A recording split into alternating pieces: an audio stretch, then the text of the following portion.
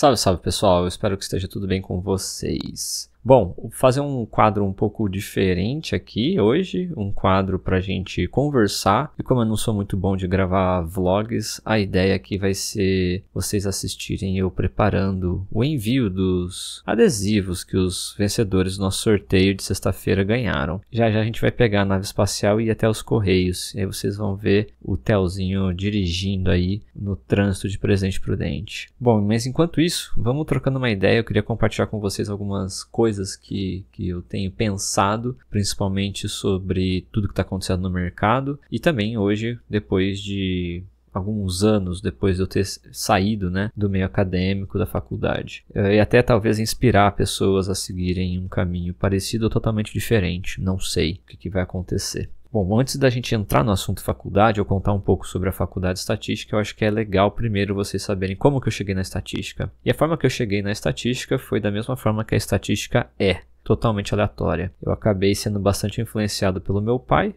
que fez estatística, ele conhecia já o que seria estudado dentro das disciplinas da estatística, e como eu sempre fui um aluno muito ruim dentro da escola, a única matéria que eu acabava não pegando aquelas recuperações, que ficava até o Natal, era matemática. Então, até química, física, todas as exatas eu acabava pegando algum tipo de recuperação, mas matemática eu passava. Passava na raspa do tacho, mas passava. E uma outra coisa sempre que é muito bom lembrar é que estatística são pouquíssimos candidatos por vaga. Na minha época eram 2 candidatos por vaga, então de 30 vagas você tinha 60 pessoas se candidatando. E eu acabei passando aí em 32º. Eu tinha que ter a sorte de 2 pessoas desistirem para eu poder entrar. Mas deu tudo certo, eu acabei entrando. O meu primeiro ano foi bem caótico. Eu realmente não entendia o que eu estava fazendo lá. Eu não entendia o básico, o porquê que a gente estudava algumas coisas. Não entendia porque que a gente estudava cálculo, não entendia porque a gente estudava geometria analítica, probabilidade, enfim. Tanto que eu peguei DP de probabilidade. Minha primeira DP foi logo no primeiro semestre em probabilidade. E depois disso, o meu primeiro ano, ele foi muito caótico. Eu acabei me isolando dentro da universidade, me afastando das pessoas da minha sala de aula, do meu convívio, e isso acabou me levando a querer sair do curso. Então, lá em outubro aproximadamente, eu já tinha abandonado o curso, eu nem frequentava mais as aulas, justamente por não entender que aquilo ali era para mim.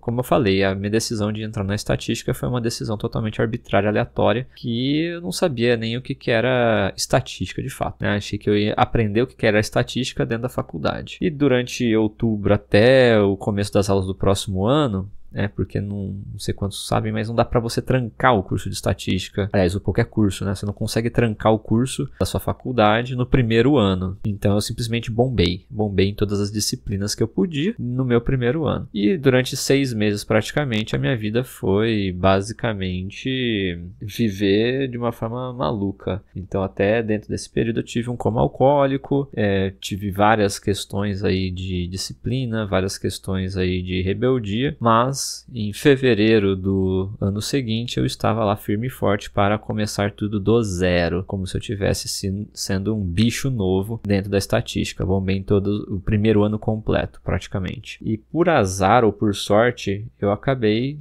sendo escolhido para servir o exército brasileiro no tiro de guerra. Então, mais essa novidade aí. E eu realmente, durante esse período, era bem desgastante ter que servir o TG e depois sair correndo para pegar aí um restinho de disciplina que tinha na parte da manhã. E durante o meu período no tiro de guerra, eu pirei, então, que eu falei, cara, eu quero então servir o exército. Estatística eu já tentei o ano, não tive interesse nenhum, então eu vou focar agora em servir o exército. E aí convenci meu pai a pagar um cursinho para mim, para eu poder estudar e passar numa prova ali da ESA ou da SpaceX. A questão é que em pouquíssimo tempo eu percebi que no curso de estatística eu estava vendo coisas muito mais avançadas, coisas que talvez eu nem entendesse a real complexidade, e no cursinho meu sentimento é que eu tinha dado um passo para trás. Então foi um abalo assim para mim. tá ali no cursinho tá vendo coisas que putz, isso daqui eu tenho que decorar e não entender, eu tenho que simplesmente decorar para passar numa prova. Então para mim foi uma coisa que foi um choque, e com 2, 3 meses de cursinho eu acabei abandonando também, fazendo meu pai gastar mais uma porrada de dinheiro, que leva em consideração todas as apostilas, contrato quebrado, etc.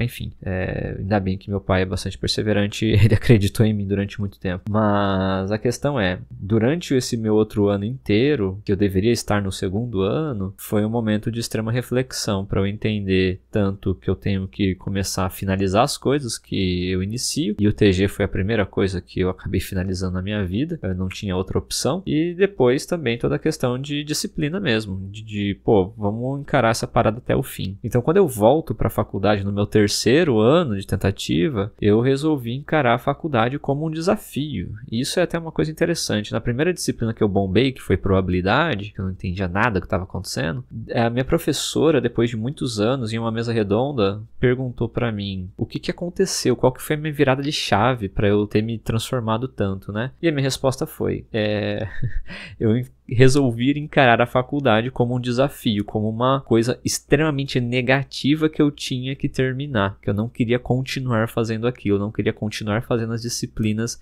mais de uma vez. E por acaso, nesse desafio de encarar a faculdade como um desafio, é que eu acabei pegando gosto pelo negócio, comecei a me desenvolver mais, comecei a me dedicar mais, comecei a querer aprender mais do que só a sala de aula, só que o professor passava. E por falar nessa parte, né, do que o professor passava, eu acho que esse é um grande choque que a gente tem do que a gente entende de educação até o terceiro colegial e depois na faculdade. E depois também para o mercado de trabalho. São dois choques de realidade muito grandes. Primeiro porque a gente tem uma ideia enquanto aluno até o terceiro ensino, né, o terceiro ano do ensino médio, é de que a gente está ali para receber informações e depois executar. Enquanto na faculdade já é uma coisa totalmente diferente, né? O professor está ali muito mais para te orientar, mas quem vai percorrer o caminho é você. O professor não vai pegar na sua mão, não vai te ensinar. Então a biblioteca está disponível, a bibliografia está disponível, vai atrás, vem e faz a prova. E isso também não só na sala de aula, né?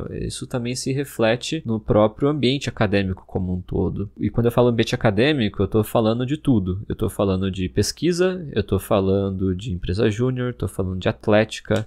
A universidade te propõe tudo isso, te oferece tudo isso, você é livre para escolher todas essas questões, né? Então é muito uma coisa que você tem que ir atrás e decidir o que você quer. É a primeira vez, pelo menos na minha vida, que essas coisas estavam todas abertas ali e eu decidi qual caminho que eu gostaria de seguir dentro disso, quais linhas de pesquisa que eu gostaria de me desenvolver. E eu acho que eu pelo menos cheguei de uma maneira muito imatura na faculdade. É impossível eu tomar qualquer tipo dessa decisão com a cabeça que eu tinha na época. Então é algo que você também tem que se desenvolver. E um outro ponto, linkando com essa lance do mercado, é que até a faculdade, até o final da faculdade, até o último semestre da faculdade, são etapas bem definidas e linearmente definidas, né? Então você tem ali todos os anos do ensino médio, depois você passa no vestibular, depois você faz todas as disciplinas da faculdade, e aí depois você vai para o mercado. E esse depois você vai para o mercado não é uma garantia.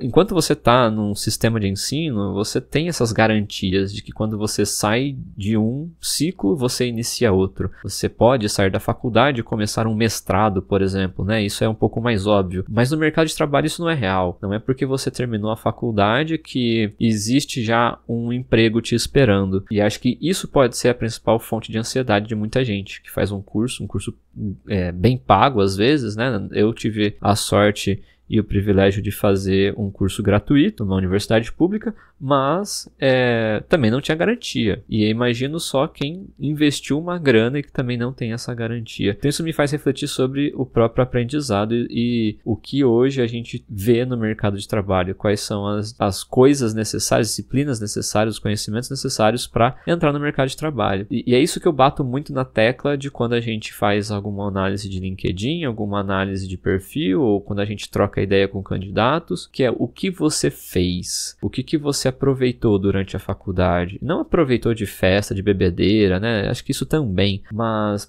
quais foram os projetos que você se envolveu? Qual o tipo de aplicação que você fez? Quais problemas que você estava interessado em resolver com as disciplinas da faculdade? Quando eu falo disciplina, não necessariamente a própria disciplina, mas o suporte que a disciplina te deu para resolver um problema do mundo real. Eu acho que essa é a grande questão. Então, assim, eu acho que não só estatística, mas qualquer outro tipo de faculdade que preza por algum tipo de pesquisa, por algum tipo de método científico, por algum tipo de descoberta, por algum tipo de realmente elevar o nível do intelecto, vamos colocar assim, ou elevar o nível de aprendizado, existem essas provocações, né? E durante a faculdade eu pude, por exemplo, assistir praticamente todos os TCCs, todos os trabalhos de conclusão de curso dos meus veteranos. Por quê? Porque eu queria realmente entender como que eu poderia ser melhor no meu momento, no momento que eu fosse fazer meu TCC.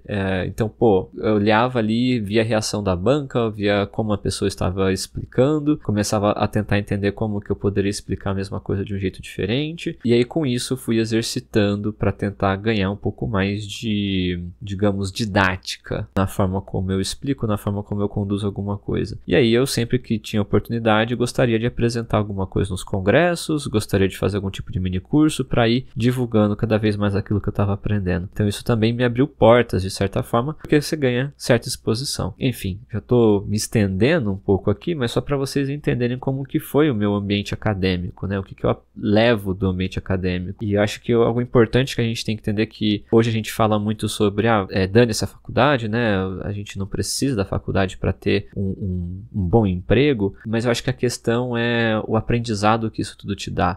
Não só o aprendizado, mas também a diversidade que isso te dá. Eu fui ter contato com várias pessoas de origens diferentes, de culturas diferentes no ambiente acadêmico. Isso abriu minha mente para mais um monte de coisas que eu apliquei no mercado de trabalho. Então acho que é esse tipo de ambiente que o ambiente acadêmico acaba te proporcionando, para você aprender, para você conhecer, para você se aprofundar. Não só decorar as coisas, mas também ter um entendimento um pouco mais completo sobre algum tipo de assunto, né?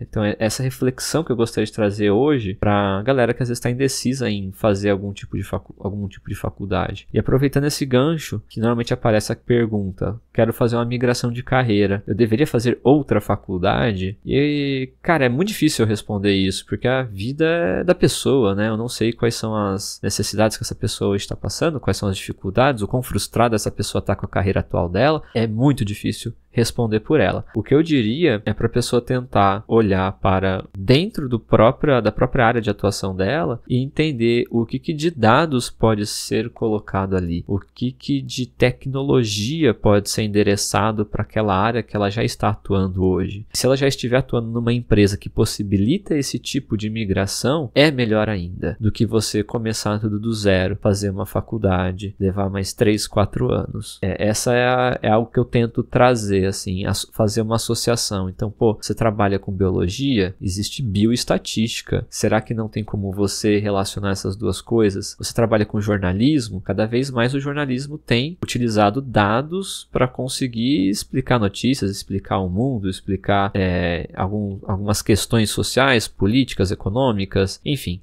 Então, eu acho que é uma forma de unir a sua disciplina atual com a disciplina de dados e, por fim, tecnologia e assim por diante. Agora, se é algo realmente muito distante, como por exemplo, fiz teatro, fiz arte, fiz alguma outra coisa, tô dando só alguns exemplos aleatórios, tá? Mas se é algo que tá muito distante, você não consegue enxergar nenhum tipo de conexão, aí eu honestamente não vejo uma outra forma do que fazer um reset. Um reset de realmente começar uma faculdade do zero, começar um aprendizado ali praticamente do zero, com os fundamentos.